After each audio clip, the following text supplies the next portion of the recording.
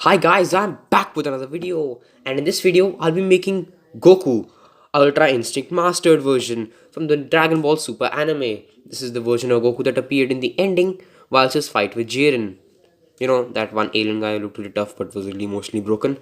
Okay, enough about the anime. Let's begin with the M sealing. For that you'll need a few things. Some of them being flower making wires. They come in two types. They're golden and silver. The color doesn't matter, but it really helps if you are blending it in, because the golden ones really blend in with the skin tones well, and the silver ones blend in with the other tones, mostly clothes.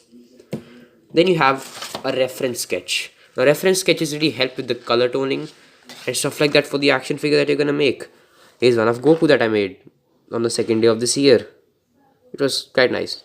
First sketch of the year, felt nice, and it really helps you figure out the colors. Like, you don't have to make the colors up at that moment on the spot. Then you have the most important part, that is Fevicryl mold it. This is a clay. Let's say it's a clay which hardens after you mix the two parts of this, and the resin base and the hardener. After mixing, they form a gray substance which on hardening is almost like a rock. So without any further ado, let's begin with the M sealing part of this. Time for the M sealing. This is, let's say, the hardest part of the whole creation. If you're not good in sculpting, your M sealing, well, your whole sculpting won't really go that well. If you are, then good, you're gonna have an easy time. This one was particularly tough for me because I'm not used to sculpting abs or muscles onto my action figures, which in this case I really had to do because Goku is a muscly, bulky boy, and this one, had to be really thick, chunky, wide, and huge, the whole torso. And as you can see, I'm having problem right now, but later I was able to figure out how to do that, and things worked out for the better. As in, then comes the whole muscles of sculpting. Sculpting the muscles really depends upon how a human body's anatomy. If you know how the muscles work, you're not gonna have that much problem locating where the pecs go, where the abs go, triceps, biceps, thigh muscles, calf muscles, etc., etc. If you have never seen a human body's muscles, then good luck. May God be with you. Now I, unlike some people, actually, studied these. Yes, I spent time actually looking at this and be going, kind of makes sense. Now, if you don't need to, don't really want to learn about muscles through an encyclopedia, you either go on YouTube or look up some art tutorials on drawing muscles. That can really help, especially the back muscles. Even though the back doesn't usually have that much detail, adding more detail to the back really gives the character depth, because no one usually looks at the back of the character unless the character has two backs, unless the character is a dragon. In that case, the back is the whole point. Then I sculpted in the abs, which were a problem because I never sculpted abs before, like I said. And he has four for some reason. Who has only four abs? Yeah, I kind of jump cutted the whole thing. The focus on my camera on that day wasn't really negotiating, agreeing, working with me, and actually kind of ran out of MC later. Now the thighs that I'm sculpting right now in this shot, I later layered them up. I later thickened them up, adding a thinner extra layer of M seal to add the wrinkles of the clothes, because Goku has some baggy pants. If you haven't ever noticed that, except for that, I didn't do much for the legs. They're quite basic as compared to the any other leg of any other show you watch, unless it's you know some really skin tight clothes. That way the legs are really different.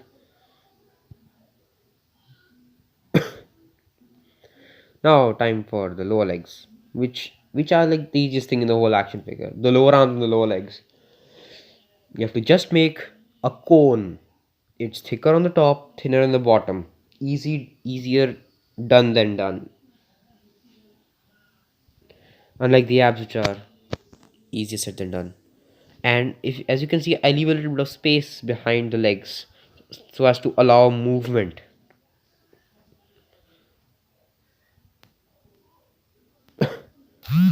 And neck was made in two portions. First of all, being the inner neck and then the outer neck. I guess that's what you say those parts.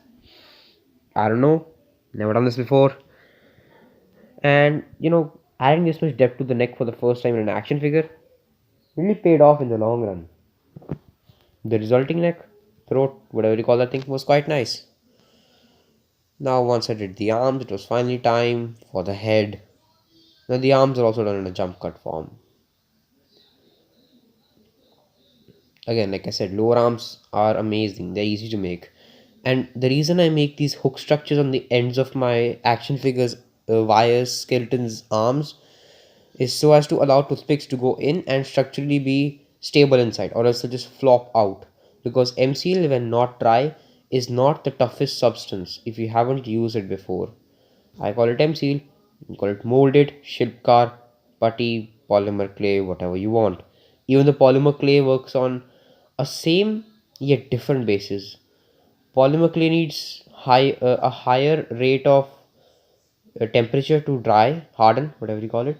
But MCL doesn't. MCL needs about 25 degrees, whilst polymer clay needs really high temperatures.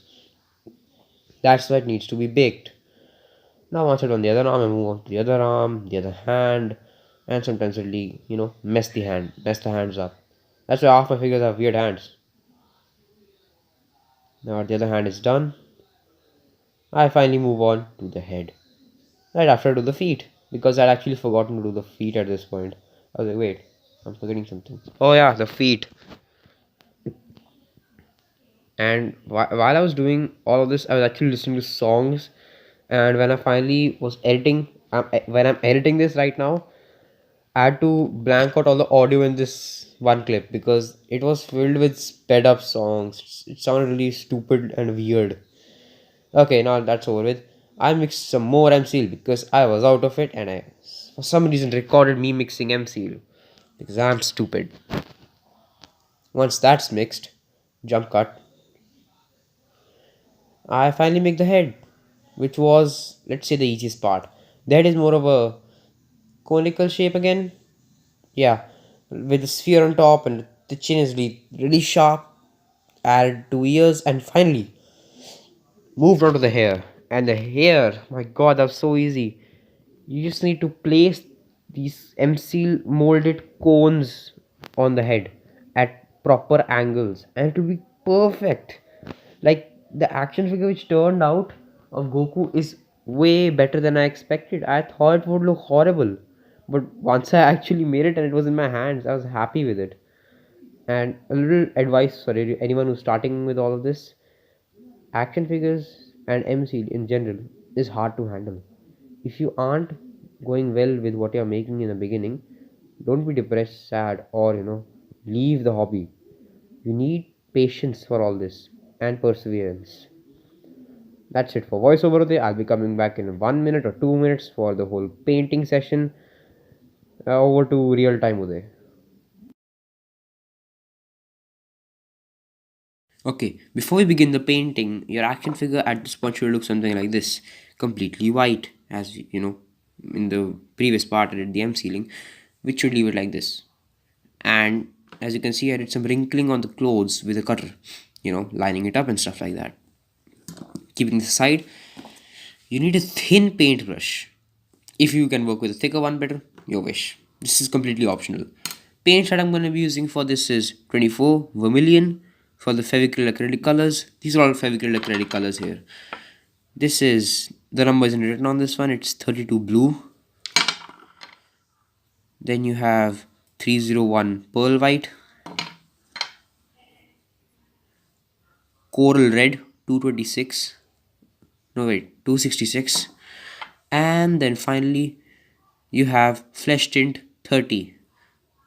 These are all the colors you're going to need for this one. And if you have a black marker, you can use that for shading the figure, because using paints to shade it, it's really depending on how you can paint it. If you're really good at painting, good, you can the shading too. If you're really bad at it, with thin lines like me, then use a permanent marker which is thinner to line it up.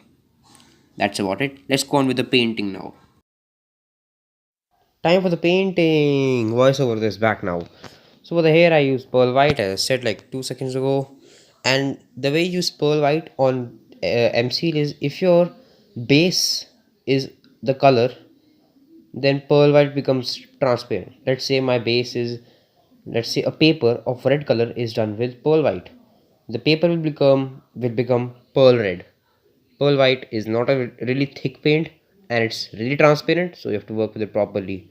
So is flesh tint. It was a pain to show the peach in this. It really resembled white when I was recording, and I was really frustrated about that.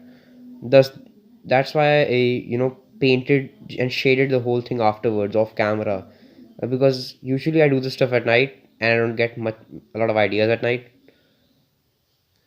And what else was there? I'm forgetting. I should rewrite scripts for these things. And the painting I really rushed through in this one because he had just a few base colors. Orange, pearl white, which is basically silver, and peach. That's it. The blue was done later. It was really minimum. That's why I didn't record it. Thanks. I mean, you're welcome. The face was a little bit of a problem because my paintbrush wasn't thin enough and I was really painting over the lines. Well, over the previously done silver.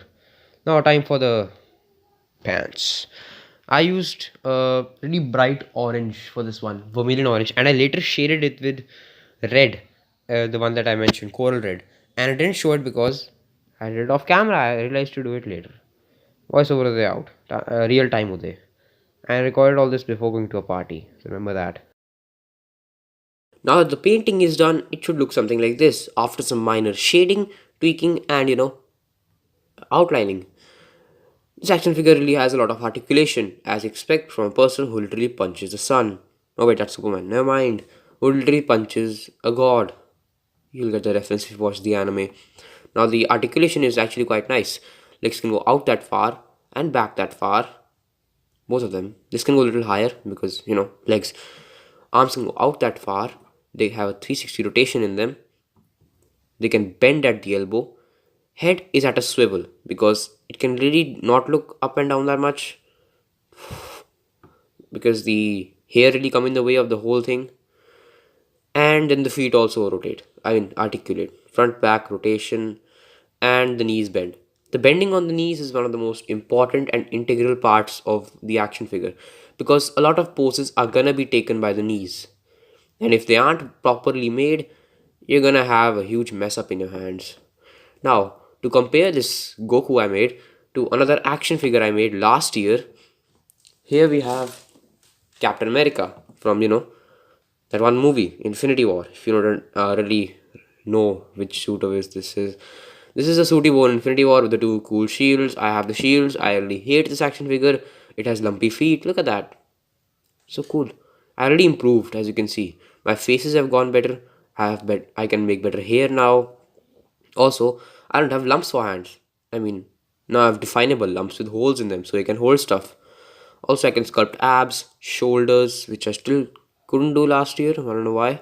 And my torsos don't look like inflated balloons. Also, the feet look way more normal. Past things aside, this action figure is amazing.